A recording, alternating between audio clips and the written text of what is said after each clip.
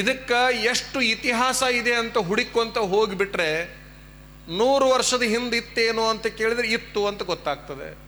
1000 ವರ್ಷಗಳ ಹಿಂದೆ ಇತ್ತೇನು ಅಂತ ಓದಾಕ್ ಹೋದ್ರೆ 1000 ವರ್ಷದ ಹಿಂದೆನೂ ಇತ್ತು ಅಂತ ಗೊತ್ತಾಗ್ತದೆ. 2000 ವರ್ಷಗಳ ಹಿಂದೆ ಬುದ್ಧನ ಕಾಲಕ್ಕಿದು ಇತ್ತೇನು ಅಂತಂದ್ರೆ ಬುದ್ಧ ಪ್ರವಚನ ಮಾಡ್ತಾ ಇದ್ದ, ಅವ ವೇದಿಕೆ ಮೇಲೆ ಕುಂದಿರ್ತಿದ್ದ, ಜನ ಎಲ್ಲ ಮುಂದೆ ಕುಂದಿರ್ತಿದ್ರು ಅಂತ ಗೊತ್ತಾಗುತ್ತೆ. ಅದರ ಆಚೆಗೆ ಯೇಸು ಕ್ರಿಸ್ತನ ಕಾಲ, ಅದರ ಆಚೆಗೆ ಅಲ್ಲ, ಅದರ ಈಚೆಗೆ, ಅದರ ಆಚೆಗೆ ಹಿಂದೂ ಋಷಿಮುನಿಗಳ ಕಾಲ ಏನು ಬರ್ತದಲ್ಲ, ಅವ್ರ ಕಾಲಕ್ಕೆ ಪ್ರವಚನ ನಡೀತಿತ್ತೇನು ಅಂತೇಳಿ ಹೋಗಿಬಿಟ್ರೆ ಇತ್ತು ಅಂತ ಗೊತ್ತಾಗ್ತದೆ. ಮಹಾಭಾರತದ ಕಾಲಕ್ಕೆ ನಡೀತಿತ್ತು ಅಂತ ಗೊತ್ತಾಗ್ತದೆ. ಮಹಾಭಾರತದ ಕಾಲಕ್ಕಂತೂ ಕೃಷ್ಣ ಅರ್ಜುನನ ರಥ ಕೆಸರಲ್ಲಿ ಸಿಕ್ಕಾಕಿಕೊಂಡಾಗ ಆ ಕೆಸರಿನಿಂದ ಆ ರಥವನ್ನು ಎತ್ತುವ ಸಮಯದಲ್ಲಿ ಯುದ್ಧ ಭೂಮಿಯಲ್ಲಿ ಪ್ರವಚನ ಮಾಡ್ತಿದ್ದ ಅನ್ನೋದು ಗೊತ್ತಾಗ್ತದೆ. ವಿಚಾರ ಮಾಡ್ಬೇಕು ನಾವೆಲ್ಲ. ಪ್ರವಚನದ ಅವಶ್ಯಕತೆ ಎಂಥದ್ದು ಅಂತಂದ್ರೆ ಯುದ್ಧ ಭೂಮಿಯಲ್ಲಿ ಪ್ರವಚನ ಕೇಳುವ ಜನ ಎಷ್ಟು? 18 ಅಕ್ಷೋಹಿಣಿ, 2 ವರ್ಗ, ಒಂದು ವಿರೋಧಿ ವರ್ಗ, ಒಂದು ಅಭಿಮಾನಿ ವರ್ಗ, ಒಂದು ಬೇಕಾದವರು, ಇನ್ನೊಂದು ಬೇಡಾದವರು, 2 ವರ್ಗದವರು ಪ್ರವಚನ ಕೇಳ್ತಾ ಇದ್ರು. ಆದರೆ 18 ಅಕ್ಷೋಹಿಣಿ ಪ್ರವಚನವನ್ನು ಉದ್ದೇಶಿಸಿ ಕೃಷ್ಣ ಗೀತಾ ಪ್ರವಚನ ಮಾಡಿದ್ರೂ ಕೂಡ ಅದನ್ನು ಆಚರಣೆ ಒಳಗೆ ತಂದವ ಅರ್ಜುನ ಮಾತ್ರ ಹೊರತಾಗಿ ಉಳಿದವ್ರು ಯಾರೂ ತರಲಿಲ್ಲ ಅಂತಕ್ಕಂಥದ್ದು ಈ ದೇಶದ ಇತಿಹಾಸ. ಅದರ ಆಚೆಗೆ ಮಹಾಭಾರತದ ನಂತರದಲ್ಲಿ ರಾಮಾಯಣದ ಕಾಲಕ್ಕೂ ಕೂಡ ನಿಮಗೆಲ್ಲ ಗೊತ್ತು ಪ್ರವಚನಗಳು ನಡೀತಾ ಇದ್ವು ಅಂತ. 5,000, 10,000. ಇನ್ನು ಅದರ ಆಚೆಗೆ ವೇದಗಳ ಕಾಲ ಅಂತ ಬರ್ತದೆ. ವೇದಗಳು ಇಡೀ ಪ್ರಪಂಚದಲ್ಲಿ ಮೊದಲು ಹುಟ್ಟಿರ್ತಕ್ಕಂತಹ ಗ್ರಂಥಗಳು. ಆ ಗ್ರಂಥಗಳು ಭಾರತದಲ್ಲಿ ಹುಟ್ಟಿದು ಅನ್ನೋದೇ ಒಂದು ಬಹಳ ವಿಶೇಷ. ಆ ವೇದಗಳ ಕಾಲ 1,00,000 ವರ್ಷಗಳು ಅಂತ ಬಹುಸಂಖ್ಯಾತರು ಹೇಳ್ತಾರೆ. 1,00,000 ವರ್ಷಗಳ ಹಿಂದೆ ಹುಟ್ಟಿರ್ತಕ್ಕಂತಹ ಆ ವೇದಗಳನ್ನು ಕೂಡ ಪ್ರವಚನದ ಮೂಲಕ, ವೇದಿಕೆ ಮೂಲಕ ಹೇಳ್ತಾ ಇದ್ರು ಅಂದಾಗ ನಮ್ಮ ದೇಶದ ಈ ಪ್ರವಚನ ಸಂಸ್ಕೃತಿ, ಧರ್ಮೋಪದೇಶದ ಸಂಸ್ಕೃತಿ ಎಷ್ಟು ಹಿಂದಕ್ಕೆ ಹೋಗ್ತೀವಿ ಅಷ್ಟು ಹಿಂದಕ್ಕೆ ಹೋಗುತ್ತೆ ಅನ್ನೋದು ಗೊತ್ತಾಗುತ್ತೆ. ಹಾಗಾದರೆ ಆ ಕಾಲದಿಂದ ಈ ಕಾಲದವರೆಗೆ ಸ್ವಾಮಿಗಳನ್ನು ನೀವೆಲ್ಲರೂ ಅಡ್ಡಾಡಿಸ್ತೀರಿ. ಊರಿಗೆ ಸಂಬಂಧಪಟ್ಟಿದ್ದಾಗಿತ್ತು ಅಂತಂದ್ರೆ ಊರು ತುಂಬ ಅಡ್ಡಾಡಿಸ್ತೀರಿ. ಕಾರಣ ಊರೊಳಗಿನ ದೋಷ ಹೋಗಲಿ ಅಂತ. ಊರೊಳಗಿನ ದೋಷ ಹೋಗಲಿ. ಯಾವ ಹೆಣ್ಣಿನ ಕಾಲ್ಗುಣ ಹೇಗಿದೆ ಗೊತ್ತಿಲ್ಲ, ಯಾವ ಸ್ವಾಮಿಯ ಕಾಲ್ಗುಣ ಹೇಗಿದೆ ಗೊತ್ತಿಲ್ಲ, ಯಾವ ಪುರುಷನ ಕಾಲ್ಗುಣ ಹೇಗಿದೆ ಗೊತ್ತಿಲ್ಲ. ಎಲ್ಲ ಹೆಣ್ಣು ಮಕ್ಕಳನ್ನು ಊರು ತುಂಬ ಅಡ್ಡಾಡಿಸೋದು ಯಾಕೆ ಅಂತಂದ್ರೆ ಎಷ್ಟೋ ಜನರ ಕಾಲ್ಗುಣ ಬಹಳ ಚಲೋ ಇರ್ತದೆ. ಆ ಕಾಲ್ಗುಣದಿಂದ ಊರಾಗಿನ ದೋಷ ದೂರ ಆಗಲಿ ಅನ್ನುವ ಕಾರಣಕ್ಕಾಗಿ ಕೆಲವರನ್ನ ಕಾಲ್ನಡಿಗೆಯಿಂದ ಅಡ್ಡಾಡಿಸುವಂಥ ಸಂಸ್ಕೃತಿ ಬಂತು. ಬಹುಶಃ ಪ್ರಭುಕುಮಾರ ಪಟ್ಟಾಧ್ಯಕ್ಷರು ಇವತ್ತೇನು ಕೆಲಸ ಮಾಡಿದರು ಅಂತಂದ್ರೆ ಎಲ್ಲ ತಾಯಂದಿರಿಗೆ ಕುಂಭವನ್ನು ಹೊರಿಸಿ ಊರು ತುಂಬ ಅಡ್ಡಾಡಿಸಿ ಊರ ದೋಷವನ್ನು ನಿವಾರಣೆ ಮಾಡಿದ್ದಾರೆ ಅನ್ನುವಂಥ ಮಾತನ್ನು ಈ ಸಂದರ್ಭದಲ್ಲಿ ಹೇಳಲಿಕ್ಕೆ ಬಯಸ್ತೇವೆ ಅಂತಕ್ಕಂಥದ್ದು. ಊರ ದೋಷವನ್ನು ನಿವಾರಣೆ ಮಾಡಿದರು, ಎಲ್ಲ ಕಡೆಗೆ ಅಡ್ಡಾಡಿಸಿ. ಪಂಚಪರುಷಗಳು ಅಂತ ಬರ್ತಾವ. ಪಂಚಪರುಷಗಳು: ಪಾದಪರುಷ, ಹಸ್ತಪರುಷ, ವಾಕ್ಪರುಷ, ನಯನ ಪರುಷ, ಭಾವಪರುಷ ಅಂತ 5 ಪರುಷಗಳು ಬರ್ತಾವೆ. ಈಗ ನಿಮ್ಮ ಮನೆಗೆ ಸ್ವಾಮಿಗಳು ಬರ್ತಾರೆ. ಮಮದಾಪುರ ಸ್ವಾಮಿಗಳರ ಬರಲಿ, ಹಡಗಲಿ ಅಜ್ಜವ್ರ ಬರಲಿ, ನಿಡಗುಂದಿ ಅಜ್ಜವ್ರ ಬರಲಿ, ಮಸೂತಿಯವರು, ಸಿಂದಗಿ ಅಜ್ಜವ್ರ ಬರಲಿ, ನಾವರ ಬರಲಿ, ಮನೆಗೆ ಕರ್ಕೊಂಡು ಹೋಗಬೇಕು ಅಂತ ಬಯಸ್ತೀರಿ. ಇವತ್ತು ಮಲಗಾಣದೊಳಗೆ ಮನೆಗೆ ಬರಲೇಬೇಕು ಅಂಥೇಳಿ ಒಂದು ಮನೆತನದವರು ಭಾಳ ಆಗ್ರಹ ಮಾಡಿದ್ರು. ನೀವಿಲ್ಲಿ ಕಾಯಕತ್ತೀರನ್ನೋ ಕಾರಣಕ್ಕಾಗಿ ನಾವು ಕಾರ್ಯಕ್ರಮ ಮುಗಿದ ಮೇಲೆ ಬರ್ತೀವಿ, ಬೇಸರ ಮಾಡ್ಕೋಬೇಡ್ರಿ ಅಂತೇಳಿ ಅವ್ರಿಗೆ ಹೇಳಿ ಬಂದ್ವಿ. ಅವರು ನಮಗೆ ಪರಿಚಯ ಇಲ್ಲ, ನಾವು ಅವರಿಗೆ ಪರಿಚಯ ಇಲ್ಲ, ಆದರೂ ಕೂಡ ಮನೆಗೆ ಕರ್ಕೊಂಡು ಹೋಗ್ಬೇಕನ್ನುವಂಥದ್ದು. ಏನಿದು ಮನೆಗೆ ಕರ್ಕೊಂಡು ಹೋಗುವಂಥ ಉದ್ದೇಶ? ಸ್ವಾಮಿಗಳನ್ನು ಮನೆಗೆ ಕರ್ಕೊಂಡು ಹೋಗುವಂಥ ಉದ್ದೇಶ ಅಂತಂದರೆ ನಿಮಗೆಲ್ಲ ಗೊತ್ತಿರಲಿ. ಮನೆಗೆ ರಾಜಕಾರಣಿಗಳನ್ನೂ ಕರ್ಕೊಂಡು ಹೋಗ್ತೀರಿ, ಸ್ವಾಮಿಗಳನ್ನು ಕರ್ಕೊಂಡು ಹೋಗ್ತೀರಿ. MLA ಬಂದ್ರೂ ಮನೆಗೆ ಬರ್ತಾನೆ, ಮಂತ್ರಿ ಬಂದರೂ ಮನೆಗೆ ಬರ್ತಾನೆ, ಮುಖ್ಯಮಂತ್ರಿ ಪ್ರಧಾನಮಂತ್ರಿ ಬಂದ್ರೂ ಕೆಲವು ಸಾರಿ ಮನೆಗೆ ಬರಬಹುದು. ಒಂದು ಪ್ರಶ್ನೆ ಕೇಳ್ತೀವಿ, ಯಾವುದಾದ್ರೂ ಮುಖ್ಯಮಂತ್ರಿ ಪ್ರಧಾನಮಂತ್ರಿ ಯಾರ್ದಾದ್ರೂ ಮನೆಗೆ ಬಂದಾಗ ಸರ್ ಎಲ್ಲ ಕಡೆಗೆ ಪಾದ ಹಾಕ್ರಿ ಅಂದಿರ? ಸುಮ್ಮನೆ ಕೇಳ್ತೀನಿ ನಾನು ನಿಮ್ಮನ್ನು. ಸಿದ್ದರಾಮಯ್ಯನವ್ರು ಬಂದಾರೆ, ಮೋದಿ ಅವರು ಬಂದಾರ ಅಂತ ಹೇಳಿ ತಿಳ್ಕೊಂಡು ನಮ್ಮ ಮನೆ ತುಂಬ ಒಂದಿಟ್ಟು ಪಾದ ಹಾಕ್ರಿ ಅಂತ ಅಂತೀರ ನೀವು? ಇಲ್ಲ. ಇರಬಹುದು ದೇಶಕ್ಕೆ ದೊಡ್ಡಾತ, ಇರಬಹುದು ರಾಜ್ಯಕ್ಕೆ ದೊಡ್ಡಾತ, ಆದರೆ ಮನೆ ತುಂಬ ಅಡ್ಡಾಡುವಷ್ಟು ದೊಡ್ಡಾತಲ್ಲ, ಹೊರಗೆ ಪಡಸಾಲೆ ಕೂತ್ಕೊಂಡು ಹೋಗುವಷ್ಟು ಮಾತ್ರ ಇವ ದೊಡ್ಡವ ಅಂತ ನಿಮಗೆಲ್ಲ ಗೊತ್ತಿದೆ. ಅದೇ ಒಬ್ಬ ಸಾಧು, ಅದೇ ಒಬ್ಬ ಸ್ವಾಮಿ, ಅದೇ ಒಬ್ಬ ಸನ್ಯಾಸಿ ಬಂದ ಅಂತಂದ್ರೆ, ಯಪ್ಪ ಅಡಿಗೆ ಮನೆಯಾಗ ಒಂದು ತಟಗೆ ಹೋಗಿ ಬರ್ರಿ, ಪೂಜಾದ ಮನೆಯೊಳಗೆ ಒಂದು ತಟಗೆ ಹೋಗಿ ಬರ್ರಿ, ಎಲ್ಲ ಕಡೆಗೆ ಪಾದ ಹಾಕಿ ಬರ್ರಿ ಅಂತೀರಿ ನೀವು. ನಿಮಗೆಲ್ಲ ಗೊತ್ತು, ಆ ಪಾದ ಎಲ್ಲಿರ್ಬೇಕು ಅಲ್ಲೇ ಇರಬೇಕು, ಈ ಪಾದ ಎಲ್ಲ ಕಡೆಗೆ ಅಡ್ಡಾಡ್ಬೇಕನ್ನುವಂಥ ಭಾವ ಐತಲ್ಲ, ಇದು ಯಾವುದೇ ಶಾಲೆಯಾಗ ಹೇಳಿದ್ದಲ್ಲ. ಇದು ಹಿರಿಯರು ಕೊಟ್ಟಿರ್ತಕ್ಕಂಥ ಸಂಸ್ಕಾರ, ಹಿರಿಯರು ಕಲಿಸಿರ್ತಕ್ಕಂಥದ್ದು. ಸಾಧು ಸನ್ಯಾಸಿಗಳ ಪಾದ ಸ್ಪರ್ಶ ಯಾಕೆ ಮನಿ ತುಂಬ ಆಗಬೇಕು ಅಂತ ನಮ್ಮ ಹಿರಿಯರು ಬಯಸಿದ್ರು ಅಂತಂದ್ರೆ, ಅಲ್ಲೇನಾದರೂ ದೋಷಗಳಿದ್ದರೆ ದೂರ ಆಗಲಿ ಅಂತ. ಅಹಲ್ಯೆಗೆ ಗಂಡನ ಶಾಪ ಆಗಿತ್ತು. ಅಹಲ್ಯೆ ಅಂದರೆ ವಿಶ್ವಸುಂದರಿ, ನಿಮಗೆ ಗೊತ್ತಿರಲಿ. ಆ ಕಾಲದ ವಿಶ್ವಸುಂದರಿ ಆಕಿ. ಇಡೀ ವಿಶ್ವದೊಳಗ ಅವಳಷ್ಟು ಸುಂದರವಾದ ಹೆಣ್ಣು ಇರಲಿಲ್ಲ. ಆ ಸೌಂದರ್ಯ ದೇವಲೋಕಕ್ಕೂ ಕೂಡ ಚುಚ್ಚಿತ್ತು, ಭೂಲೋಕಕ್ಕಲ್ಲ. ಆ ಸೌಂದರ್ಯ ದೇವಲೋಕದಲ್ಲಿ ವಾಸ ಮಾಡತಕ್ಕಂಥವರಿಗೂ ಕೂಡ ಚುಚ್ಚಿ ದೇವಲೋಕ ಭೂಲೋಕಕ್ಕೆ ಬಂದು ಭೂಲೋಕ ನರಕ ಲೋಕ ಆಗುವಂಗಾಗಿ ಹೋಗ್ಬಿಡ್ತು. ನಿಮಗೆಲ್ಲ ಗೊತ್ತು ಆ ಕತೆ. ಆ ಕಾರಣದಿಂದ ದೇವಲೋಕದವರು ಬಂದು ಭೂಲೋಕದಲ್ಲಿ ಮಾಡಿದ ಪಾಪದ ಕೆಲಸದಿಂದ ಅವಳಿಗೇನಾಯಿತು ಅಂದರೆ ಶಾಪ ಆಯ್ತು. ಗಂಡನ ಶಾಪಕ್ಕೆ ಕಾರಣ ಆದ್ಲು. ನೀನು ಕಲ್ಲಾಗು ಅಂತ ಶಾಪ ಕೊಟ್ಟುಬಿಟ್ರೆ, ತಿಳಿಯದೇ ಮಾಡಿದ ತಪ್ಪಿಗೆ ಶಾಪವನ್ನು ಕೊಟ್ಟಿದ್ದೀರಲ್ಲ, ಆ ಶಾಪವನ್ನು ನಾನು ಸ್ವೀಕಾರ ಮಾಡ್ತೀನಿ ಹೇಳ್ತಾಳ ಅಹಲ್ಯೆ ಗಂಡನಿಗೆ. ತಿಳಿಯದೇ ಮಾಡಿದ ತಪ್ಪು, ಆ ಶಾಪವನ್ನೇನು ಕೊಟ್ಟಿದ್ದೀರಲ್ಲ ಸ್ವೀಕಾರ ಮಾಡ್ತೀನಿ, ಶಾಪ ವಿಮೋಚನೆಯ ಮಾರ್ಗವನ್ನು ಹೇಳಬೇಕು. ಶಾಪ ವಿಮೋಚನೆ ಯಾವಾಗ ಅಂತಂದ್ರೆ, ಅಂತಪ್ಪ ಒಬ್ಬ ಮಹಾಯೋಗಿ ಬಂದು ನಿನಗೆ ಪಾದಸ್ಪರ್ಶ ಮಾಡಿದ್ರೆ ಮಾತ್ರ ನಿನ್ನ ಶಾಪ ವಿಮೋಚನೆ ಆಗಲಿ ಅಂಥೇಳಿ ಗಂಡ ಹೇಳ್ದ. ಮುಂದೆ ಅವಳಿಗೆ ಪಾದಸ್ಪರ್ಶ ಯಾರ್ದಾಯಿತು ಅಂತಂದ್ರೆ, ರಾಮ ಆ ದಾರಿ ಒಳಗೆ ಹೊರಟಂಥ ಸಂದರ್ಭದಲ್ಲಿ ರಾಮನ ಪಾದಸ್ಪರ್ಶ ಹಸ್ತಸ್ಪರ್ಶದಿಂದ ಅವಳ ಶಾಪ ವಿಮೋಚನೆ ಆಯಿತು ಅಂತ ನಾವು ಓದ್ತೀವಿ.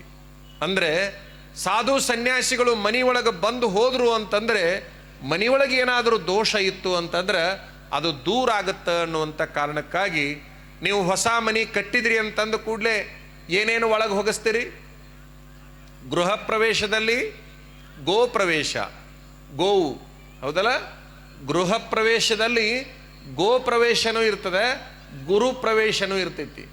ಗುರು ಮತ್ತು ಗೋವು ಇವು ಎರಡು ಯಾಕೆ ಒಳಗೆ ಬಂದು ಹೋಗಬೇಕು ಹೊಸ ಮನೆಯೊಳಗೆ ಅಂತಂದ್ರೆ, ಈ ಗುರು ಮತ್ತು ಗೋವಿನ ಪಾದದಲ್ಲಿ ಒಳಗ ಭಾಗ್ಯವನ್ನು ಬಿಟ್ಟು ಪಾಪವನ್ನು ಹೊರಗೆ ತೆಗೆದುಕೊಂಡು ಬರುವಂಥ ಶಕ್ತಿ ಆ ಪಾದಕ್ಕೈತಿ ಅನ್ನೋ ಕಾರಣಕ್ಕಾಗಿ ಗೋವಿನ ಪಾದವನ್ನು ಗುರುವಿನ ಪಾದವನ್ನು ಗೃಹದಲ್ಲಿ ಅಡ್ಡಾಡಿಸಿ ಹೊರಗೆ ಕಳಿಸುವಂಥ ಸಂಸ್ಕೃತಿ ನಮ್ಮ ಭಾರತದ ಸಂಸ್ಕೃತಿ. ಇನ್ನೊಂದು ಹೇಳುವುದಾದರೆ, ಆ ಪಾದ ಅನ್ನೋ ಶಬ್ದ ಏನೈತಲ್ಲ, ಎರಡು ಅಕ್ಷರ, ಪಾದ ಅಂತ ಎರಡು ಅಕ್ಷರ ಅದಾವ. ಎರಡು ಅಕ್ಷರಗಳು ಬಹಳ ಸಣ್ಣ ಶಬ್ದದಿಂದ ಕೂಡಿರಬಹುದು, ಅದರ ಪರಿಣಾಮ ಬಹಳ ದೊಡ್ಡ ಪರಿಣಾಮವನ್ನು ಒಳಗೊಂಡಿರ್ತದೆ. ಪಾ ಅಂದರೆ ಪಾಪ, ದ ಅಂದರೆ ದಹಿಸುವಂಥದ್ದು ಅಂತ. ಯಾವುದು ಪಾಪವನ್ನು ಸುಟ್ಟು ಹಾಕಿ ಬಿಡ್ತದೆ ಅದಕ್ಕೆ ಪಾಪ ಅಂತಂತಾರೆ. ಹಾಗಾಗಿ ಆ ಪಾದವನ್ನು ಊರು ತುಂಬ ಹಾಕಿಸ್ಬೇಕು ಅಂತಕ್ಕಂಥದ್ದು. ನಿಮಗೆ ಗೊತ್ತಿರಲಿ, ಮೂರನ್ನು ಯಾರೂ ಕೂಡ ಅಲ್ಲಗಳೆಯಲಿಕ್ಕೆ ಆಗೋದಿಲ್ಲ. ಒಂದು ಮಾತಾ, ಇನ್ನೊಂದು ಮಹಾತ್ಮ, ಮೂರನೆಯದಾಗಿ ಪರಮಾತ್ಮ. ಗೊತ್ತಲ್ಲ ನಿಮಗೆ? ಮೊದಲನೇದು ಯಾವುದು? ಮಾತಾ ಅಂದರೆ ತಾಯಿ. ಎರಡನೆಯದಾಗಿ ಮಹಾತ್ಮ, ಮೂರನೆಯದಾಗಿ ಪರಮಾತ್ಮ. ಮಾತಾ ಎಲ್ಲಿಯವರೆಗೆ ಅಂತಂದ್ರೆ 18 ದಾಟುವವರಿಗೆ ಮಾತಾಳ ಅವಶ್ಯಕತೆ ಇದೆ. ಒಂದು ಹೆಣ್ಣರ ಇರಲಿ ಗಂಡರ ಇರಲಿ, ಅವಳಿಗೆ 18 ವರ್ಷ, ಅವನಿಗೆ 18 ವರ್ಷ ಆಗುವವರೆಗೆ ಮಾತಾ ಬಹಳ ಅವಶ್ಯಕತೆ ಇದೆ.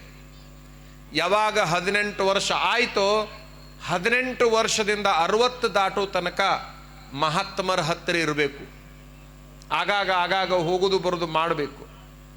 18ರ ತನಕ ಮಾತೆಯ ಹತ್ತಿರ ಇರದೇ ಇರುವಂತಹ, 18ರಿಂದ 60ರ ತನಕ ಮಹಾತ್ಮರ ಜೊತೆಗೆ ಇರದೇ ಇರುವಂತಹ, ಮುಪ್ಪಿನ ಕಾಲದಲ್ಲಿ ಪರಮಾತ್ಮನ ಜೊತೆಗೆ ಇರದೇ ಇರುವಂಥ ಜೀವನ ಅದು ಜೀವನವಾಗಿರೋದಿಲ್ಲ ಅಂತಕ್ಕಂಥದ್ದನ್ನು ಕೂಡ ಎಲ್ಲರೂ ಅರ್ಥ ಮಾಡ್ಕೊಳ್ಬೇಕು. 18ರ ತನಕ ತಾಯಿ ಜೊತೆಗೆ ಮಗ ಇದ್ದ ಮಗಳಿದ್ರೆ ಬಹಳ ಚಲೋ ಇರ್ತಾರೆ. ಆದ್ರೆ 3 ವರ್ಷಕ್ಕೆ ಈಗ ಮಕ್ಕಳು ಏನು ಮಾಡಾಕತ್ತೇವ ಅಂದ್ರೆ ತಾಯಿ ಬಿಟ್ಟು ಮಾಸ್ತರ್ ಕಡೆಗೆ ಹೊಂಟಾವ, ತಾಯಿ ಬಿಟ್ಟು ಟೀಚರ್ ಕಡೆಗೆ ಹೊಂಟಾವ.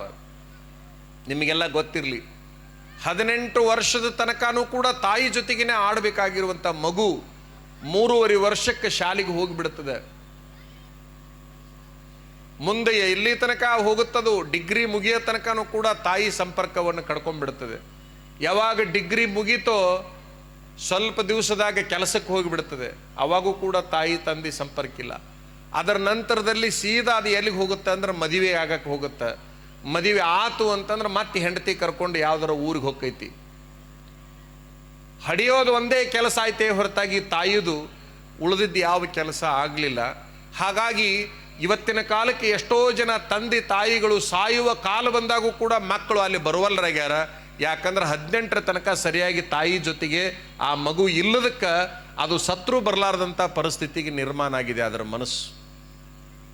ಇಡೀ ಪ್ರಪಂಚಕ್ಕ ಬಹಳ ವಿಶೇಷ ವ್ಯಕ್ತಿ ಅನಿಸಿರ್ತಕ್ಕಂಥ ಭೈರಪ್ಪ, SL ಭೈರಪ್ಪ, ಬಹುಶಃ ಮೃತ್ಯುಪತ್ರದಲ್ಲಿ ನನ್ನ ಅಂತ್ಯ ಸಂಸ್ಕಾರಕ್ಕೆ ನನ್ನ ಮಕ್ಕಳು ಬರಬಾರ್ದು ಅಂತ, ನನ್ನ ಮಕ್ಕಳಿಂದ ಅಂತ್ಯ ಸಂಸ್ಕಾರ ಆಗಬಾರ್ದು ಅಂತ ಬರೆದಿಟ್ರು ಅನ್ನುವಂಥದ್ದನ್ನು ನೀವೆಲ್ಲ ಗಮನಿಸಿದಿರಿ. ವಿಚಾರ ಮಾಡ್ರಿ.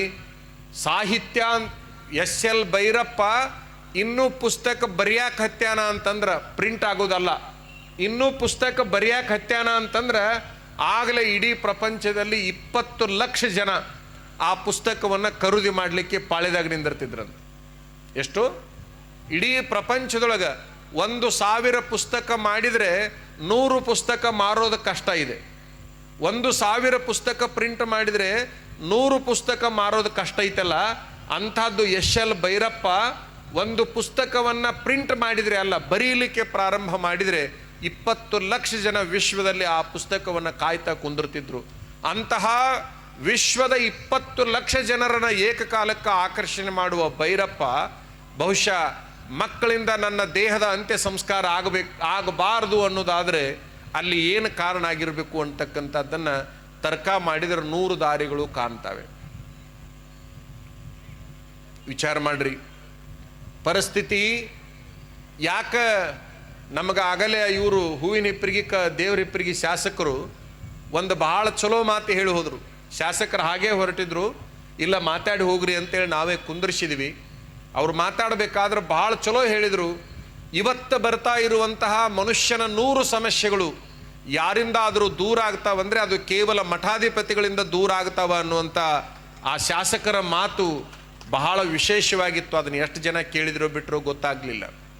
ನೀವು ವಾರದಲ್ಲಿ 1 ಸಾರಿ ಸ್ವಾಮಿಗಳ ಹತ್ರ ಹೋಗಿ ಕೇವಲ 15 ನಿಮಿಷ ಕುಂತು ಎದ್ದು ಬಂದರೆ ನಿಮ್ಮ ಮಾನಸಿಕ 100 ಸಮಸ್ಯೆಗಳು ದೂರ ಆಗ್ತಾವ ಅನ್ನೋದನ್ನು ನೀವು ಪರೀಕ್ಷೆ ಮಾಡಿ ನೋಡ್ರಿ. ಹುಬ್ಬಳ್ಳಿಯಲ್ಲಿ ಒಬ್ಬ ಮನುಷ್ಯ ಅಡ್ಮಿಟ್ ಆಗಿದ್ದ, ದೊಡ್ಡ ದವಾಖಾನೆ ಒಳಗೆ, ನನಗೆ ಭಾಳ ಬೇಕಾದ ಮನುಷ್ಯ. ಆ ಹುಬ್ಬಳ್ಳಿ ಒಳಗೆ ಅಡ್ಮಿಟ್ ಆಗಿರ್ತಕ್ಕಂಥ ಮನುಷ್ಯ ಬಹಳ ತೊಂದರೆ ಒಳಗಿದ್ದಾಗ ನನಗೆ ಮಾಹಿತಿ ಬಂತು. ಮಾತಾಡಿಸ್ಲಿಕ್ಕೆ ಅಂತೇಳಿ ದವಾಖಾನಿಗೆ ಹೋದರೆ ಆಶ್ಚರ್ಯ ಹೇಳ್ತೀವಿ ನಿಮಗೆ. ನಾವು ಬಂದೀವಿ ಅಂತ ಹೇಳಿದಾಗ ಅವರು ಕಣ್ಣು ತೆಗೆದ್ರು. ಅಲ್ಲಿವರೆಗೆ ಕಣ್ಣು ತೆಗೆದಿದ್ದಿಲ್ಲ. ಅಜ್ಜವ್ರು ಬಂದಾರ ಅಂತಂದು ಕೂಡಲೇ ಕಣ್ಣು ತೆಗೆದ್ರು, ನೋಡಿದರು. ನಾನು ಅವ್ರ ಕೈ ಹಿಡ್ಕೊಂಡೆ. ಕೈ ಹಿಡ್ಕೊಂಡು ಕೂಡಲೇ ಆ ಮನುಷ್ಯಗೆ ಇನ್ನಷ್ಟು ಆನಂದ ಆಯಿತು. ಕಣ್ಣು ತೆಗಿದೇ ಇರುವಂಥ ಮನುಷ್ಯ ಕಣ್ಣು ತೆಗಿತಾನ ಒಬ್ಬ ಸ್ವಾಮಿ ಕೈ ಹಿಡಿದ್ರೆ. ಡಾಕ್ಟರ್ಗೆ ಭಾಳ ಆಶ್ಚರ್ಯ ಅನಿಸ್ತು. ಅಜ್ಜವ್ರ ಕಣ್ಣ ತೆಗೆದಿದ್ದಿಲ್ಲವ. ಹೌದನ್ರಿ. ಬಹಳ ವಿಶೇಷ ಅಂತಂದ್ರೆ 2 ನಿಮಿಷ ನಾವು ಮಾತುಗಳನ್ನು ಆಡಿದಾಗ ಕೇಳಿಸಿಕೊಂಡಿರ್ತಕ್ಕಂಥ ಆ ಪೇಷಂಟು ನಿಮ್ಮ ಆಶೀರ್ವಾದ ಆಯ್ತಲ್ಲ, ನಾ ಆರಾಮಾಗ್ತೀನಿ ಅಜ್ಜಾರ ಅನ್ನುವಂಥ ಮಾತು ಕೂಡ ಹೊರಗೆ ಬಂದಾಗ ಡಾಕ್ಟರ್ ಅಂದರು, ಅಜ್ಜಾರು ನೀವು ವಾರಕ್ಕೊಮ್ಮೆ ನಮ್ಮ ದವಾಖಾನಿಗೆ ಬಂದು ಹೋದ್ರಿ, ಇಲ್ಲಿ ಪೇಷಂಟ ಇಲ್ದಂಗೆ ಹಾಕವ್ರಿ, ಇನ್ನು ಮೇಲೆ ಸ್ವಲ್ಪ ಕಡಿಮೆ ಮಾಡೋದು ಚಲೋರಿ ನೀವು ಬರೋದು ಅಂದರು. ದವಾಖಾನ್ಯಾಗ ಪೇಷಂಟ್ಗಳನ್ನ ಅಡ್ಮಿಟ್ ಮಾಡ್ಕೊಳ್ಳೋದು ಕಷ್ಟ ಆಗ್ತಿತ್ತು.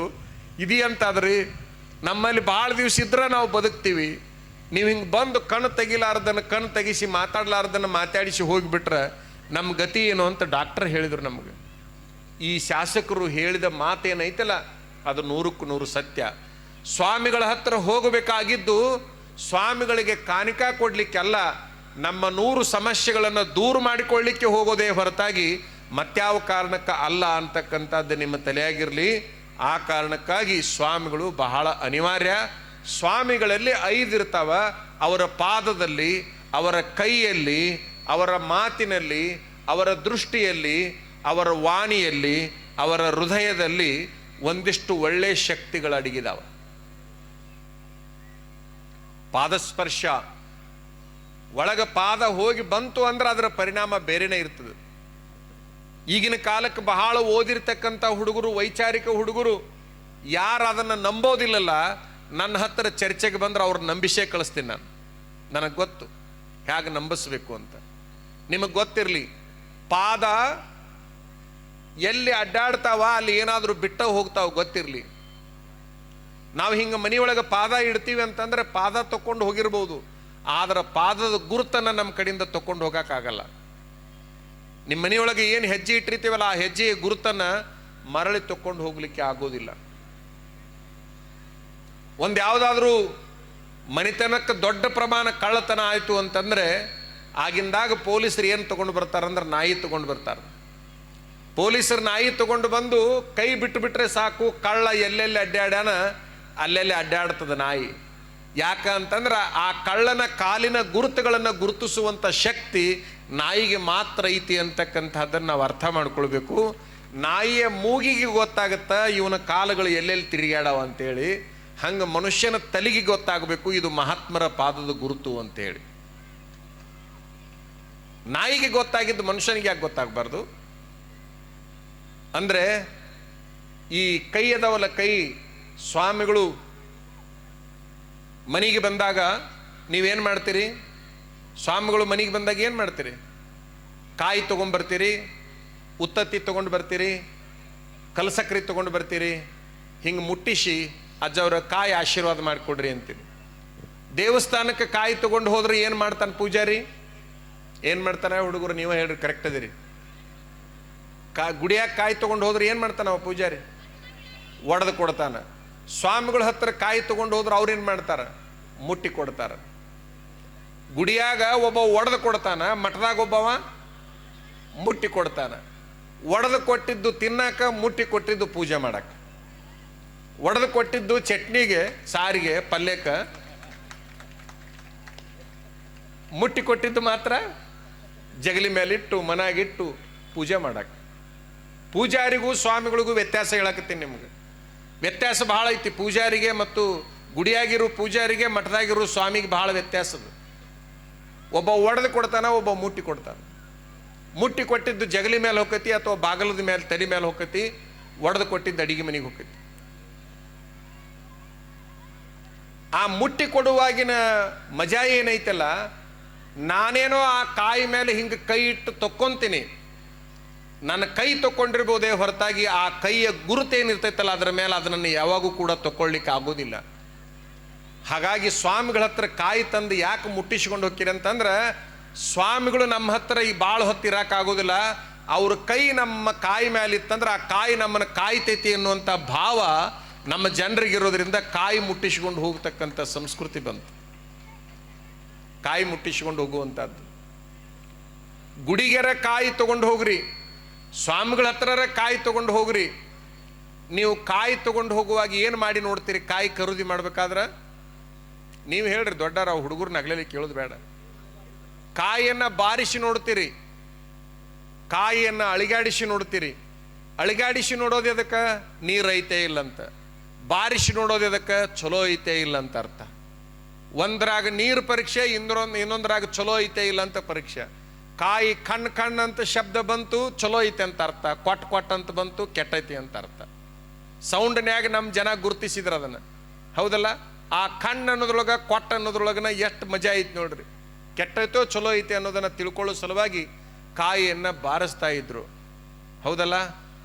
ಹಿಂಗ ಪೂಜಾರಿ ಕೈಯಾಗ ತೆಂಗಿನಕಾಯಿ ಕೊಟ್ಟ ಮೇಲೆ ಅವ ಹಿಂಗೆ ಒಡಿತಾನಲ್ಲ, ಕಾಯಿ ಕೆಟ್ಟಿತ್ತು, ಎಲ್ಲ ಹೊಲಸಾಗಿತ್ತು, ಒಳಗ ಕೊಬ್ಬರಿ ಕೆಟ್ಟು ಹೋಗಿತ್ತು ಅಂತಂದ್ರೆ ನಿಮ್ಮ ಉಡಿಯಾಗಿಡ್ತಾನೋ ಅಥವಾ ಅಲ್ಲೊಂದು ಮೂಲ್ಯಾಗ ಪುಟ್ಟಿ ಇಟ್ಟಿರ್ತಾನಲ್ಲ ಅದ್ರಾಗ ಇಡ್ತಾನೋ? ಹುಡುಗರು ಹೇಳಕತ್ತವು ಪುಟ್ಟ್ಯಾಗಿಡ್ತಾನಂತ. ನಿಮ್ಮ ಉಡಿಯಾಗಿರ್ಬೇಕಾಗಿತ್ತು ಅಂದ್ರೆ ಆ ಕಾಯಾಗ ಏನಿರ್ಬೇಕು? ನೀರಿದ್ರೆ ಹೆಂಗೆ ಇಟ್ಕೊಂತೀರೇ ನೀವು? ಅವು ಒಡೆಯಾಕೆ ಹೋಗಿಲ್ಲ, ಗುಡಿಗೆ ಕಳಿಸಿಲ್ಲ ಅವ್ರನ್ನ, ಅವು ಪಾಪ ನೀರು ಅನ್ನಕತ್ತವು. ಎಲ್ಲದು ಕರೆಕ್ಟ್ ಹೇಳಿದ್ದು, ಈಗ ನೀರು ಅಂದ್ಬಿಟ್ಟು ನೋಡ್ರಿ. ಒಡೆದ ಮೇಲೆ ನೀರನ್ನು ತೆಗಿತಾನವ, ಒಳಗೇನಿದ್ರೆ ನಿಮ್ಮ ಉಡಿಯಾಗಿಡ್ತಾನ ಕೊಬ್ಬರಿ, ಹೌದಲ್ಲ? ಈಗ ಹೇಳಿದ್ದು ನೋಡ್ರಿ, ಒಳಗ ಕೊಬ್ಬರಿ ಇದ್ರೆ ನಿಮ್ಮ ಉಡಿಯಾಗಿಡ್ತಾನ. ಆ ಕೊಬ್ಬರಿ ಕೆಟ್ಟಿತ್ತಂತಂದ್ರೆ ಎಲ್ಲಿಡ್ತಾನ? ಕಸದ ಬುಟ್ಟಿಯಾಗಿಡ್ತಾನ. ನಿಮ್ಮ ತಲೆಯಾಗಿರ್ಲಿ, ಗುಡಿಗೆರ ಮಠಕ್ಕರ ಕಾಯಿ ತಗೊಂಡು ಹೋಗ್ಬೇಕಾದ್ರೆ ಕಾಯಾಗ ಕೊಬ್ಬರಿ ಬಹಳ ಮುಖ್ಯ ಅಲ್ಲ, ಅದರ ಜೊತೆಗೆ ಅದನ್ನು ಒಯ್ಯವನಿಗೆ ಕಬರು ಬಹಳ ಮುಖ್ಯ ಅಂತಕ್ಕಂಥದ್ದನ್ನು ಎಲ್ಲರೂ ತಲೆಯಾಗಿಟ್ಕೋಬೇಕು. ಅದರಾಗ ಕೊಬ್ಬರಿ ಇಲ್ಲ ಅಂದರೆ, ಒಯ್ದವನಿಗೆ ಕಬರ್ ಇಲ್ಲ ಅಂತಂದ್ರೆ ಎರಡೂ ಕಸದ ಬುಟ್ಟಿಗೆ ಹೊಕ್ಕವ. ಮಠಕ್ಕೆ ಕಾಯಿ ಒಯ್ಯವರಿಗೆ, ಗುಡಿಗೆ ಕಾಯಿ ಒಯ್ಯವರಿಗೆ ಏನು ಬೇಕು ಅಂತಂದ್ರೆ ಕಬರ್ ಬೇಕು. ಕಬರ್ ಅಂದರೆ ತಿಳುವಳಿಕೆ, ಕಬರ್ ಅಂದರೆ ಜ್ಞಾನ. ಇವ್ರು ಯಾರು, ಏನು, ನಾ ಎಲ್ಲಿಗೆ ಹೊಂಟೀನಿ, ನಾ ಎಷ್ಟೊತ್ತಲ್ಲಿರಬೇಕು, ನಾ ಹೆಂಗಿರ್ಬೇಕಲ್ಲಿ, ನಾ ಹೆಂಗೆ ಮಾತಾಡಬೇಕು, ಹೆಂಗೆ ನಡ್ಕೋಬೇಕನ್ನುವಂಥ ಕಬರಿತ್ತು ಅಂತಂದ್ರೆ ಬಹುಶಃ ಇವನಿಗೆ ಬೆಲೆ ಬರ್ತದೆ. ಕೊಬ್ಬರಿದ್ರೆ ಅದಕ್ಕೆ ಬೆಲೆ ಬರ್ತೈತಿ, ಕಬರಿದ್ರೆ ಇದಕ್ಕೆ ಬೆಲೆ ಬರ್ತೈತಿ. ಹಾಗಾಗಿ ನೀವೆಲ್ಲರೂ ಕಬರಿದ್ದವ್ರದಿರಿ ಅಂತನ ಇಲ್ಲಿ ಬಂದು ಕುಂತೀರಿ, ಕಬರ್ ಇಲ್ದವ್ರು ಎಲ್ಲರೂ ಎಲ್ಲೆಲ್ಲಿ ಕುಂದಿರ್ಬೇಕು ಅಲ್ಲೆಲ್ಲಿ ಕುಂತಿರ್ತಾರೆ, ಹೌದಲ್ಲ? ಎಲ್ಲರೂ ಇಲ್ಲೇ ಬಂದು ಕುಂತವ್ರೇನು? ಕಬರಿದ್ರೆ ಸಭಾ ಕರ್ಕೊಂಡು ಹೋಗ್ತೈತಿ, ಕಬರಿಗೆ ಇಟ್ಟಿದ್ರೆ ಸಭಾ ಬಿಟ್ಟು ದೂರ ಕುಂತಿರ್ತೈತಿ. ಬಹಳ ವ್ಯತ್ಯಾಸ ಅದು ಕಬರಿಗೂ. ಒಟ್ಟಾರೆ ಈ ಕೈ ಒಳಗೊಂದು ಶಕ್ತಿ ಅದ, ಆ ಕಾರಣಕ್ಕಾಗಿ ಕಾಯಿಗೆ ಮುಟ್ಸುವಂಥ ಪದ್ಧತಿ ಬಂದದ. ಈ ಕೈ ಒಳಗೊಂದು ಶಕ್ತಿ ಐತಿ, ಇಲ್ಲಂತಲ್ಲ. ಇವು ಹೆಣ್ಮಕ್ಳು ಕುಂತಾವಲ್ಲಿ ಇಷ್ಟ ಕುಂಡ, ಭಾಳ ಮಂದಿ ಹೆಣ್ಮಕ್ಳು ಕುಂತಿರ್ಲ. ಇಷ್ಟು ಮಂದಿ ಹೆಣ್ಮಕ್ಳೊಳಗೆ ಯಾರ್ಯಾರ ಮನ್ಯಾಗ ಉಪ್ಪಿನಕಾಯಿ ಅದಾವ ಕೈ ಎತ್ರಿ. ಉಪ್ಪಿನಕಾಯಿ ಯಾರ ಮನೆಯೊಳಗದಾವ ಕೈ ಎತ್ರಿ. ಸರಿ, ಈ ಕೈ ಇಳಿಸ್ರಿ, ಈಗ ಇಳಿಸ್ರಿ. ಅಂಗಡಿಯಾಗಿನ ತಂದ್ರು ಉಪ್ಪಿನಕಾಯಿ ಮನಾಗಿರ್ತಾವ. ನಿಮ್ಮ ಮನೆಯೊಳಗ ಉಪ್ಪಿನಕಾಯಿ ಹಾಕಿದವ್ರು ಎಷ್ಟು ಮಂದಿ ಅದ್ರಿ? ಕೈ ಎತ್ರಿ. ಸ್ವತಃ ನೀವೇ ಹೆಚ್ಚು ಹಾಕಿದವ್ರು. ಇದೆಂಥ ವಿಚಿತ್ರ! ಅದಕ್ಕಿಂತ ಭಾಳ ಎತ್ತಿರಿ ನೀವು ಕೈನ. ಇರಲಿ, ಇಷ್ಟು ಮಂದಿ ಉಪ್ಪಿನಕಾಯಿ ಹಾಕೋರು ಅದಿರಲ್ಲ, ಇವರೆಲ್ಲರೂ ಉಪ್ಪಿನಕಾಯಿ ಹಾಕ್ತಾರಲ್ಲ. ಗಂಡಸರಿಗೆ ನಿಮಗೆ ಬರೀ ತಿಂದು ಹೋಗೋದು ಆಟ ಗೊತ್ತಿರ್ತೈತೆ ಹೊರತಾಗಿ ಉಪ್ಪಿನಕಾಯಿ ಹೆಂಗೆ ತಯಾರಾಗೈತೆ ಅನ್ನೋದು ಗೊತ್ತಿರೋದಿಲ್ಲ. ಅದನ್ನು ಬಿಡಿಸಿ ಹೇಳ್ಬೇಕಾಗಿತ್ತು ನಾವು. ಉಪ್ಪಿನಕಾಯಿ ಹಾಕಬೇಕಾದ್ರೆ ಲಿಂಬಿಕಾಯಿ, ಕಂಚಿಕಾಯಿ, ಮಾವಿನಕಾಯಿ, 100 ಥರದ ಕಾಯಿಗಳು ಉಪ್ಪಿನಕಾಯಿ ಹಾಕ್ತಾರೆ. ಮಲೆನಾಡಿನೊಳಗಂತೂ ಬೇರುಗಳಿಂದ 100 ಥರ ಉಪ್ಪಿನಕಾಯಿ ಮಾಡ್ತಾರೆ. ಇರಲಿ, ಬಿದಿರಿನ ಬೇರೆ ಇರ್ತೈತಲ್ಲ ಅದ್ರದ್ದು ಉಪ್ಪಿನಕಾಯಿ ಮಾಡ್ತಾರೆ. ನಾನಾ ಥರ ಉಪ್ಪಿನಕಾಯಿ ಮಲೆನಾಡಿನೊಳಗೆ ಆಗ್ತಾವೆ. ನಾವು ಸ್ವಾಮಿಗಳು ಎಲ್ಲ ಕಡೆಗೆ ತಿರುಗಾಡೋದ್ರಿಂದ ಎಲ್ಲ ಉಪ್ಪಿನಕಾಯಿ ರುಚಿ ನಮಗೆ ಗೊತ್ತಿರ್ತೈತಿ. ನಿಮ್ಮ ಹಣೆ ಬರಕ್ಕೆ ಭಾಳ ಅಂದ್ರೆ 3, ನಿಮ್ಮದು ಬ್ಯಾಳ ಅಂದ್ರೆ 4. ಮಾವಿನಕಾಯಿ, ಕಂಚಿಕಾಯಿ, ಲಿಂಬಿಕಾಯಿ, ಇನ್ನೊಂದು ಯಾವುದು? ಲಿಂಬಿ, ಕಂಚಿ, ಮಾವು, ನೆಲ್ಲಿಕಾಯಿ ಹಾಕ್ಬೋದು ನೀವು. ಆದ್ರೆ ಗೊತ್ತಿರ